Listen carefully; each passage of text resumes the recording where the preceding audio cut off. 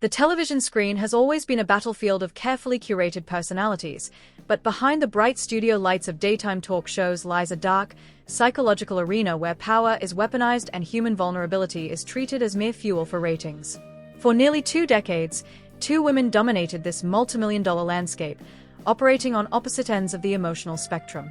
On one side was Ellen DeGeneres, the self-proclaimed high priestess of kindness who danced her way into millions of homes every afternoon. On the other was Wendy Williams, the unapologetic, unfiltered voice of the streets who proudly exposed the industry's dirtiest secrets. But as the cameras stopped rolling and the facades began to rot, the public was forced to confront a chilling reality. The very platforms that promised joy and connection were harboring environments of absolute terror, manipulation, and psychological warfare. While Ellen DeGeneres systematically turned her famous studio couch into a psychological trap, humiliating pregnant pop stars, bullying guests under the guise of playful banter, and ruling her staff through a culture of fear, Wendy Williams was quietly fighting a losing battle against her own demons. The contrast between their downfalls exposes the ultimate, brutal truth of the entertainment machine. One queen was completely undone by her own manufactured hypocrisy, unmasked as a cold, calculating corporate entity. The other was slowly consumed by the relentless, toxic lifestyle of her own unfiltered persona, ending her legendary reign in a silent, heartbreaking battle against a devastating cognitive disease. This is the untold story of the daytime television empire, where the mask of kindness was a weapon, and the spotlight carried a price tag that eventually demanded everything. To understand how deeply the rot had settled into the foundation of daytime television, we have to go back to June 10, 2013, the day Wendy Williams walked onto The Ellen DeGeneres Show. To the casual viewer, it was just another high-profile booking. But to those who understood the quiet undercurrents of industry power, it was an ideological collision. Ellen, sitting in her executive chair, attempted to frame Wendy as the villain of daytime, questioning her outspoken nature and suggesting she built her career on saying negative things about celebrities. Wendy, ever the veteran of the airwaves, laughed it off on camera, keeping the atmosphere light and playful. But off-camera, the illusion shattered. Wendy would later confess that she walked away from that set feeling deeply unsatisfied and targeted. Ellen had tried to put her on the spot, to make her look like the aggressive outsider in a sanitized industry. Ellen did that to me, Wendy would later recall. She tried to put me on the spot, with some alcohol. It was a classic daytime ambush, a calculated attempt to break an opponent's composure. Because in Ellen's world, guests were meant to conform to her narrative, and those who didn't were quietly pushed into the firing line. But long before the general public began to question the Queen of Nice, the signs of a deeply manipulative on-camera environment were already hiding in plain sight. In 2008, more than a decade before the mainstream media dared to challenge Ellen's brand, one infamous interview exposed the sheer ruthlessness of her celebrity interrogations. Mariah Carey, one of the most successful vocalists of all time, sat on Ellen's couch trying to navigate a minefield of highly personal rumors. The tabloids were whispering that Mariah was pregnant. Desperate for a ratings-grabbing exclusive that would dominate the entertainment cycle, Ellen refused to let the topic go. Even when Mariah politely but firmly tried to deflect, saying, "Don't discuss that," Ellen doubled down. She produced a glass of champagne, pouring it out on live television and demanding that Mariah take a drink to prove to the world that she wasn't carrying a child. The power dynamic was suffocating. Cornered, under the gaze of a roaring studio audience, and desperately trying to protect her medical privacy, Mariah was forced to put the glass to her lips, pretending to sip. Instantly, Ellen screamed, "You're pregnant," to a cheering crowd. What the audience didn't know, and what Ellen seemingly didn't care about, was the fragile reality behind Mariah's hesitation. Tragically, shortly after that broadcast aired, Mariah suffered a devastating miscarriage. Years later, Mariah would speak out about the sheer horror of that afternoon, admitting that the entire experience left her feeling extremely uncomfortable, exposed, and deeply saddened. Her pregnancy, her bodily autonomy, and her deeply personal struggle with fertility had been forcibly stripped away from her, reduced to a cheap televised stunt to feed a corporate daytime beast. As the years rolled on, this pattern of aggressive boundary crossing under the guise of good-natured fun became a staple of the show. No celebrity, no matter how beloved, was safe from being systematically broken down on Ellen's couch. When Taylor Swift appeared as a recurring guest, she was subjected to a relentless onslaught of invasive questions regarding her romantic life. During one memorable appearance, Ellen insisted on pushing the narrative that Taylor was dating actor Zac Efron, despite Taylor's repeated, polite denials. Even when Taylor tried to change the subject, explaining that they had never dated, Ellen kept pushing, jokingly implying that Taylor was lying to her audience. It wasn't just a simple question, it was a psychological grinding down. During a subsequent appearance, Ellen forced Taylor into a game where she had to ring a bell every time a picture of a man she had supposedly dated appeared on a massive screen. Taylor, visibly shrinking into her seat, holding her hands over her face, practically begged for the segment to stop, telling Ellen that the media's obsession with her dating life was damaging her mental health and making her feel like a punchline. But the buzzer kept ringing, the audience kept laughing, and the daytime machine got its viral clip. This calculated cruelty didn't stop with A-list celebrities.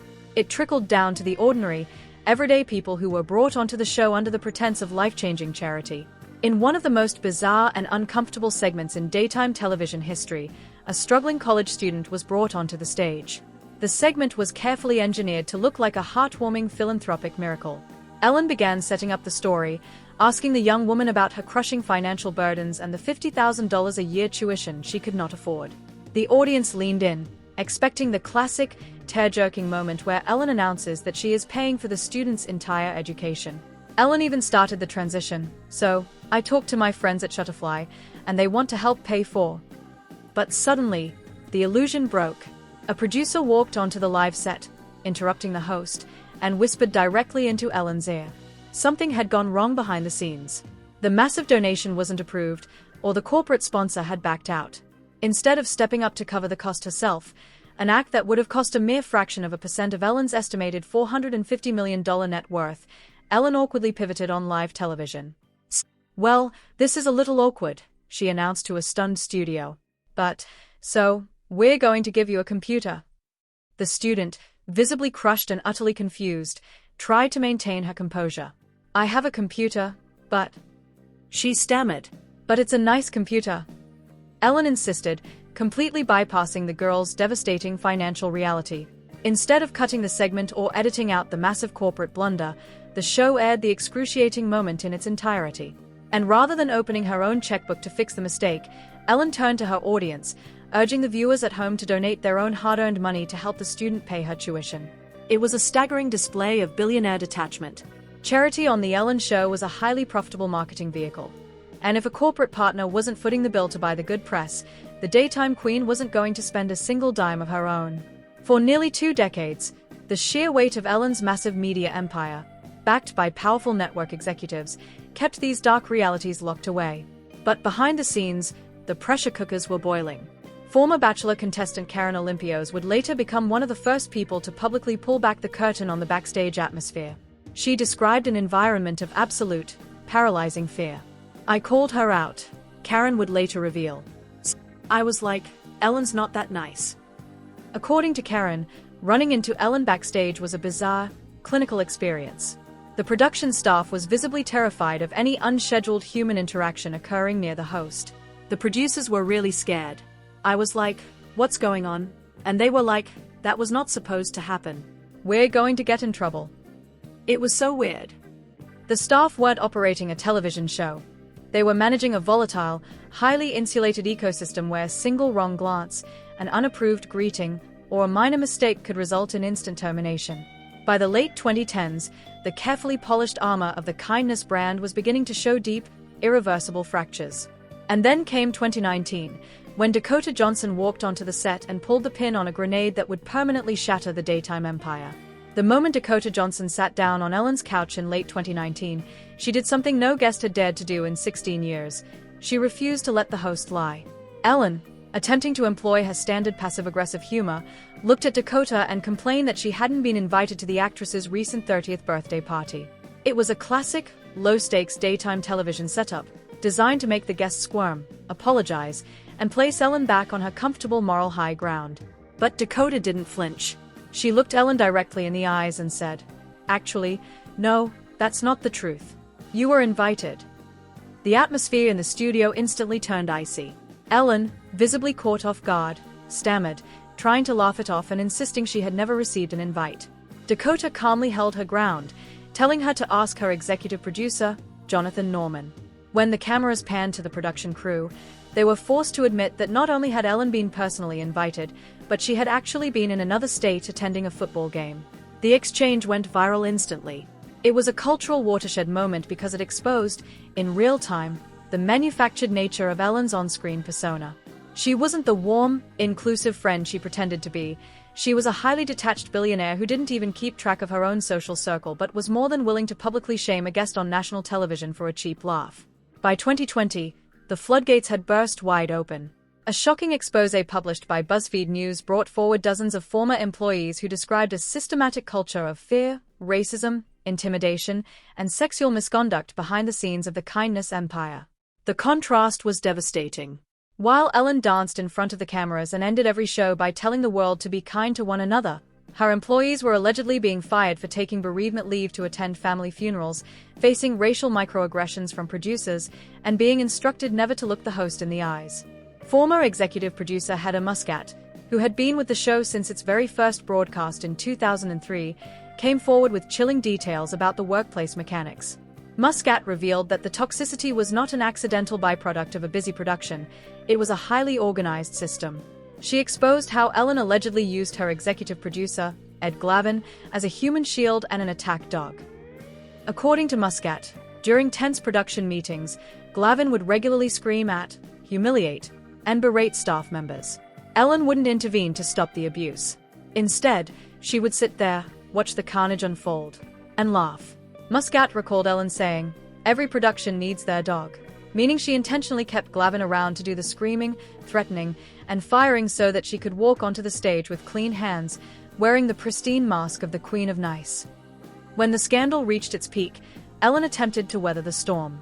She issued televised apologies, fired several top producers, including Glavin, and eventually announced in 2021 that the show would end the following year after its 19th season. But the damage to her reputation was absolute. The public had seen behind the curtain, and they couldn't unsee the cold, calculating corporate executive hiding behind the dancing and the smiles. When she returned with a Netflix stand-up special, she tried to reframe her downfall, joking that she was kicked out of show business for being mean. But to the people who had walked on eggshells in her studio for nearly 2 decades, there was nothing funny about the psychological wreckage she left behind. Yet, as the daytime lights were systematically snuffed out on Ellen's carefully managed corporate empire, her chief ideological rival, Wendy Williams, was descending into a completely different, deeply tragic kind of darkness. Wendy had built her entire brand on being the absolute antithesis of Ellen DeGeneres. She didn't dance, she didn't pretend to be your friend, and she certainly didn't preach kindness. She sat in her purple chair, sipped her tea, and proudly dragged the entertainment industry's most powerful figures through the mud. She was loud, unfiltered, and deeply invasive, clashing with Whitney Houston in a legendary, explosive 2003 radio interview where she demanded to know about Whitney's drug habits, and famously brushing off Ellen's attempts to ambush her. But Wendy's brutal honesty was a double-edged sword. While she made a fortune exposing the vulnerabilities of others, she was quietly hiding her own physical and psychological decay. In 2017, the world watched in sheer horror as Wendy, dressed as the Statue of Liberty for a Halloween broadcast, suddenly lost her composure. Her eyes rolled back, her body began to shake, and she collapsed heavily onto the studio floor on live television. The cameras cut to black, and the incident was quickly swept under the rug as a temporary bout of dehydration and exhaustion related to her Graves' disease and thyroid issues. But behind closed doors, a far more aggressive and irreversible storm was brewing in Wendy's mind. By 2024, the shocking truth could no longer be hidden.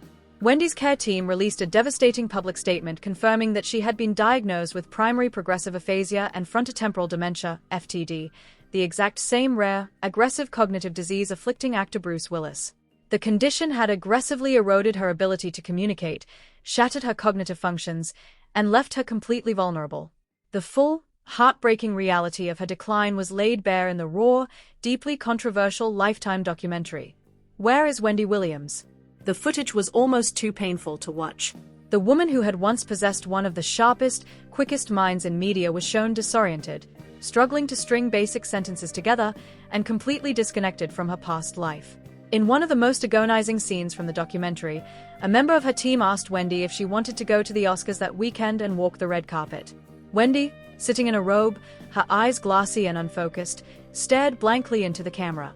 "What's Oscars?" she asked. The room fell silent. The award show she had spent 30 years covering, analyzing, and critiquing had completely vanished from her memory. The tragedy was compounded by the revelations of her family. Her son, Kevin Hunter Jr., opened up about the medical realities behind his mother's rapid decline. He revealed that doctors had directly linked her severe cognitive deterioration to chronic, extreme alcohol abuse, resulting in alcohol-induced dementia. The very industry that had celebrated Wendy's erratic, high-energy, and often volatile behavior had stood by and watched as she drank herself into permanent cognitive silence. The contrast between the two titans of daytime television was stark. Ellen DeGeneres was undone by her own manufactured hypocrisy, exposed as a cold, calculating boss who used kindness as a corporate brand to mask a toxic, fearful workplace. Wendy Williams, on the other hand, was consumed by the raw, brutal reality of her own unfiltered persona, burning out in the bright lights of a spotlight until there was nothing left but a heartbreaking struggle against her own fading mind. This tragic divergence between Ellen's calculated defense and Wendy's raw vulnerability was not just about two different women. It was about two entirely different ways of navigating the dark underbelly of fame. While Ellen fought tooth and nail to protect her sterile corporate asset, her behavior on screen began to border on the deeply bizarre, exposing a massive, psychological fracture that her production team could no longer hide. As the years progressed, Ellen's breezy, dancing demeanor began to give way to something far more clinical, cold, and at times, downright unsettling.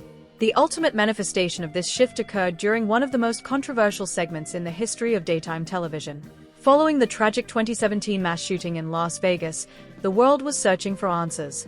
Yet, the only exclusive interview with Jesus Campos, the heroic Mandalay Bay security guard who was the sole eyewitness to shooter Stephen Paddock, didn't happen on a hard-hitting news network like CNN or 60 Minutes. It happened on the Ellen DeGeneres show. The segment was deeply surreal.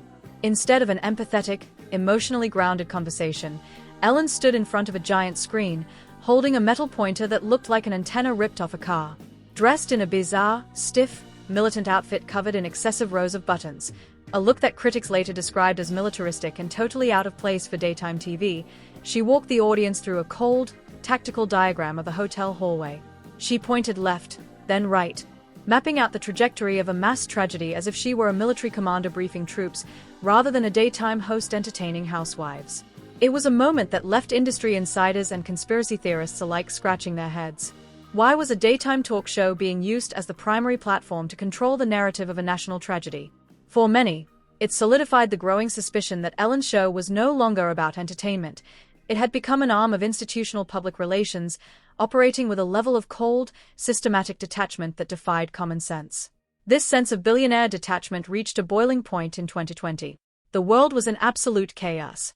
Lockdowns had forced millions of people into their homes, parents were struggling to feed their children, and people were losing their jobs by the hour. The public's patience for celebrity self-pity was at an absolute zero.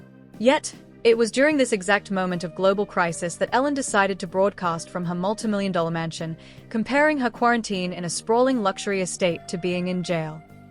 The backlash was swift and merciless. The carefully constructed parasocial relationship between the Queen of Nice and her working-class audience was permanently shattered.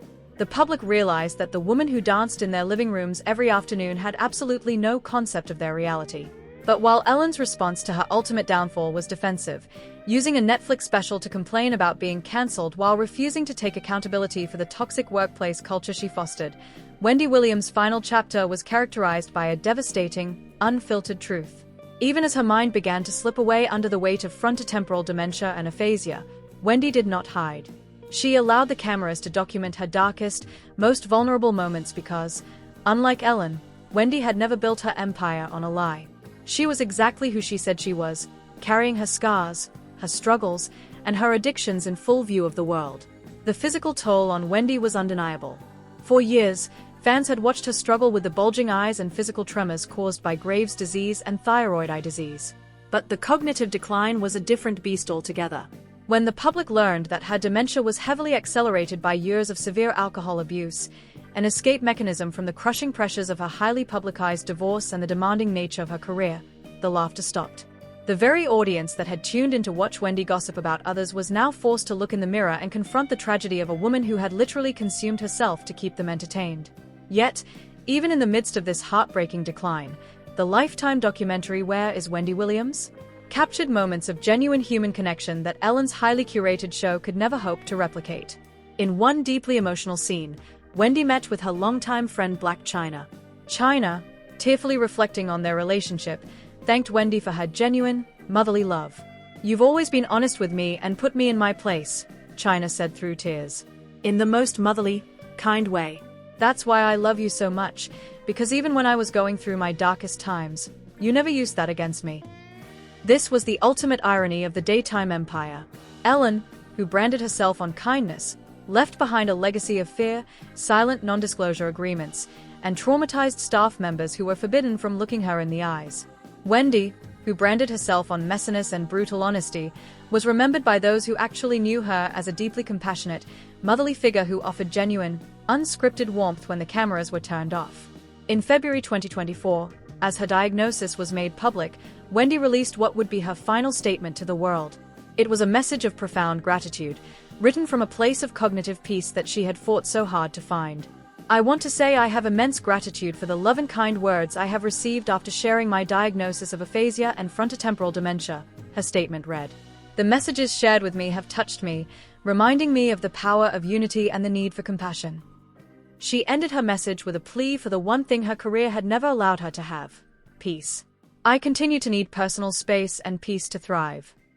Ultimately, the parallel downfalls of Ellen DeGeneres and Wendy Williams serve as a chilling postscript to the golden age of daytime television. They represent two sides of the exact same coin, a warning of what happens when human beings are fed into the high-voltage machinery of modern fame. One queen built a fortress of manufactured kindness, only to be crushed when the mask finally slipped and exposed the cold, calculating corporate executive beneath. The other bared her soul, her vices, and her anger to the world, only to be slowly consumed by the very fire that made her famous. As the daytime lights permanently fade and the studios are cleared out, we are left to ponder the true price of the spotlight. The cameras will always stop rolling, the contracts will eventually expire, and the audience will always move on to the next spectacle. But for the people who sit in those famous chairs, the toll must always be paid in full. And once the applause finally dies down, all that remains is the stark, quiet truth of who they were when the cameras weren't watching.